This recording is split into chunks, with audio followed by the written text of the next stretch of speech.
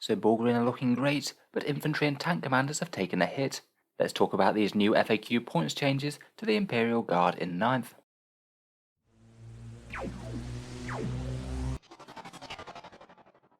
Hello and welcome back to Auspex Tactics, the strategy focused 40k channel, where today we're focusing on the Hammer of the Emperor and how the points changes are likely to be affecting the army. To start off, I will just say that I don't think that Games Workshop have done particularly well with the updates to the Imperial Guard. Most of the points and rule changes to me do seem fairly sensible for most of the other factions, but in this FAQ there really seem to be quite a lot of examples of good units getting slightly better, bad units picking up further nerfs, and units that have been waiting for points drops for ages going entirely untouched. So let's take a look through the points changes, talking about things that are buffed, things that have been nerfed, and the other impacts of the FAQ changes on the guard. As always, if you spot anything else or if I've made any errors, please let me know down in the comments below and I'll post any corrections in a pinned comment. So let's start with the good stuff from this update then. The single biggest buff to the guard in my mind comes to the price of Bulgarin squads. They used to cost 43 points with their slab shield and Bulgarin maul, but they'll now just cost you a measly 35 points per model. I'm really not sure if there's any units in the game that have toughness 5 wounds on the table with a 2+ save at quite such a low price point. Frankly, Bulgarin were already one of our best units and suited well to the 9th meta, slogging up the table with a bit of psychic defense and being some of the best melee that guard can muster. When you drop such a unit almost 20% in points, they're just going to be seen almost everywhere now, and honestly I can see a lot of competitive guard lists including them now, even more so than before.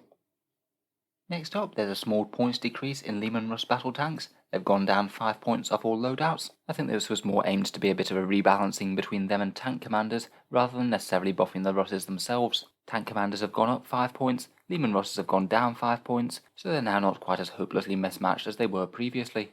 The tank commanders will still be the go-to choice for the maximum amount of damage for the points, but the Lehman Russes are significantly more durable for the points, giving them both a role. There haven't been any changes on the guns, so Demolisher Cannons are still where it's at for me.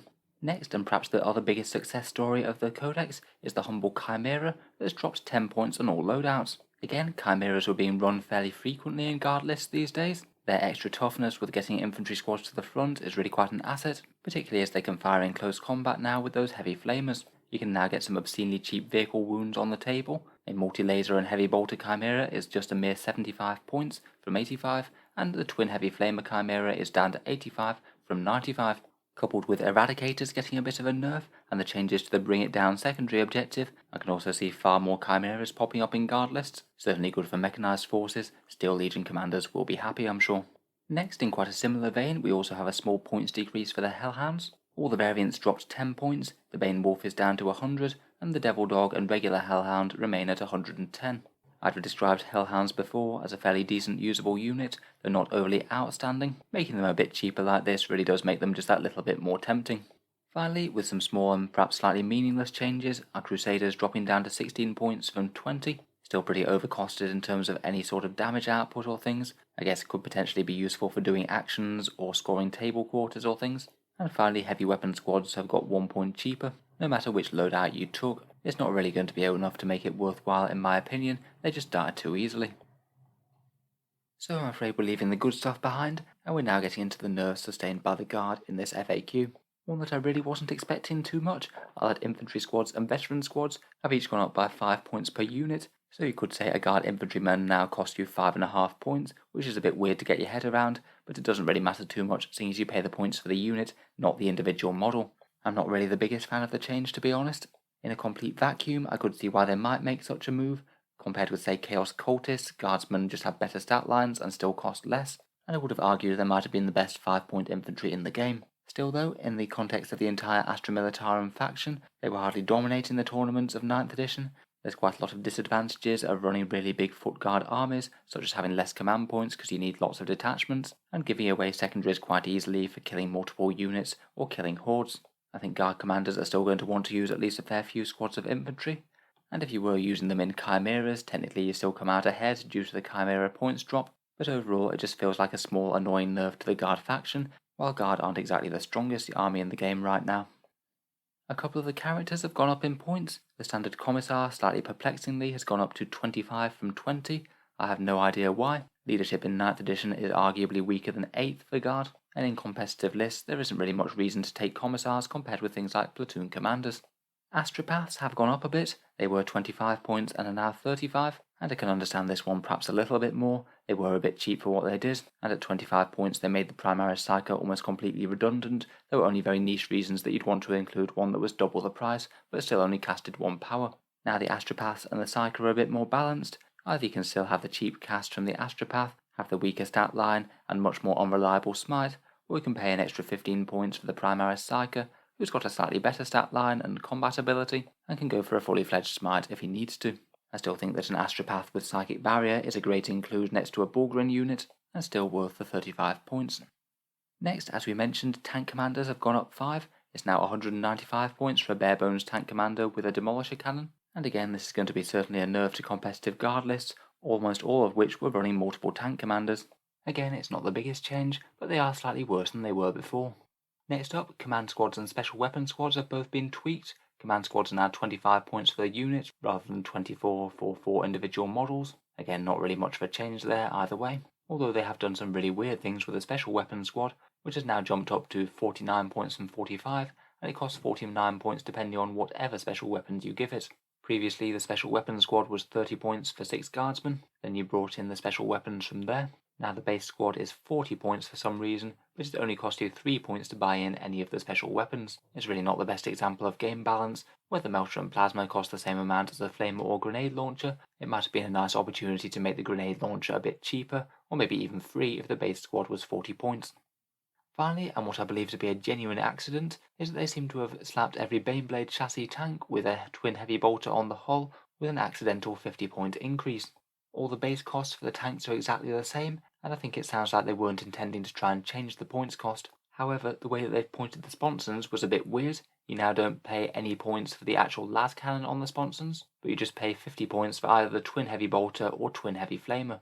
So the sponsons cost exactly the same, 50 points for the whole setup, just the same as they were before. However, I think that someone probably forgot that the Baneblades also have a hull-mounted twin heavy bolter, so as per the current rules, I believe that Baneblades will now cost you 500 points, where they used to cost you 450. I think this one was a bit of an error to try and consolidate as many points cost as possible, so hopefully they'll fix it quickly, and the Baneblades will go back to their original costs, which to be honest they weren't all that strong at anyway.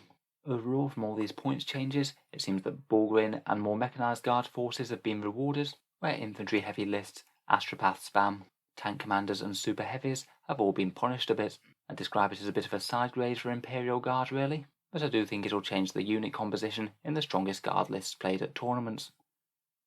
So those are all the changes. I thought it would be useful just to note some of the things that didn't change. Ogryn have been worse than Bulgarin for absolutely ages, and I believe that Bulgarin have seen 2 successive points drops where Ogryn haven't seen any.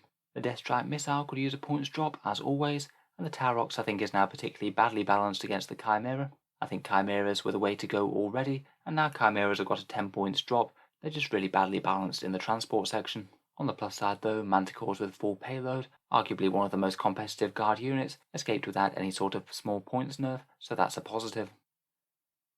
Finally though, I just wanted to mention the change to secondaries. In particular, the way that Bring It Down scoring has changed is really valuable to the guard. If you pick this secondary against the guard, your opponent will only be scoring 1 point for killing each Chimera or Sentinel, and only 2 for each Leman Russ or artillery piece, compared with 2 and 3 as it was previously. They won't give up that secondary quite as easily, at least your opponent will have to destroy quite a lot of your vehicles to be able to max it, and the fact that Space Marine Eradicators have got nerfed a bit might also be good news for our armour on the table. Very few things go through our vehicles quite as easily as that very undercosted Meltifier. Finally, though Astropaths have gone up in points, the fact that Abhor the Witch has been nerfed a bit means that they actually might be a better choice in terms of the mission. Including one on your list isn't that big a deal anymore, seeing as you might not want to take Abhor the Witch as much yourself, and if you did wind up taking 3, then your opponent still won't be able to max Abhor the Witch even if he kills every single one. At least those 2 changes do seem a slight bit more positive for guard. So let me know what you think of the changes in the comments down below. As I said, I can't say I'm the biggest fan of the guard changes. I think I would have done several things very differently myself. I don't think that they needed quite as many increases. I don't think Bulgarin needed to go down quite that much. And guards certainly didn't need all this many nerfs, as they're hardly a top tier army right now. In the meantime, it's going to be interesting trying out some more mechanised guard lists. We might have to think about putting a few lists together at a later date. If you've enjoyed the video, feel free to subscribe to Auspex Tactics, where we'll certainly be keeping the regular 40k content coming, with videos pretty much every day. Finally, if you have been enjoying all these videos, I would just like to mention that the channel has a Patreon page, which you can find down in the video description. Making all of these videos does take a fair amount of time, and if you are enjoying regularly, any support is massively appreciated. Channel patrons do get a fair few advantages, seeing certain videos early, regular votes to see what sort of things come next on the channel, and automatic entry into the channel's regular prize giveaways with a chance to win some big model kits. If any of that sounds good to you, or you'd just like to help support the channel, then the link is down in the video description below. In any case, a massive thank you for listening, and I'll hope to see you guys next time.